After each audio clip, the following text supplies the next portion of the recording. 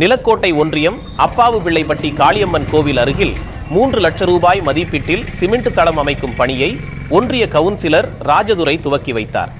திண்டுக்கல் மாவட்டம் நிலக்கோட்டை ஊராட்சி ஒன்றியம் அப்பாவுபிள்ளைப்பட்டியில் காளியம்மன் கோவில் உள்ளது. இந்த கிராமத்து கோவிலில் திருவிழா காலங்களில் ஏராளமான மக்கள் கலந்து கொண்டு நேர்த்திகடனை செலுத்தி வருகின்றனர்.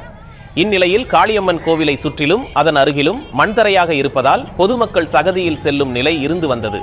இப்பகுதி மக்கள் ஒன்றிய கவுன்சிலர் ராஜதுரையிடம் காளியம்மன் கோவில் முன்பாக சிமெண்ட் தளம் அமைத்து தர வேண்டும் என இப்பகுதி மக்கள் கோரிக்கை வைத்திருந்தனர்.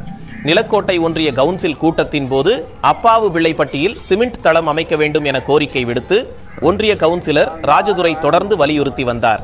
இதன் அடிப்படையில் உள்ளாட்சி நிர்வாகிகள் பதவிக்காலம் முடிவடையும் நிலையில் ஒன்றிய கவுன்சிலர் ராஜதுரையின் கோரிக்கையை நிறைவேற்றும் பொருட்டு நிலக்கோட்டை ஊராட்சி ஒன்றியத்தில் 2024 மற்றும் 25ஆம் ஆண்டுக்கான பொது நிதியில் இருந்து கோடாங்கிநாயக்கன்பட்டி ஊராட்சி அப்பாவுபிள்ளைப்பட்டி காளியம்மன் கோவில் அருகில் 100 லட்சம் மதிப்பீட்டில் சிமெண்ட் தளம் அமைக்கும் பணி செய்ய நிதி ஒதுக்கீடு செய்யப்பட்டது.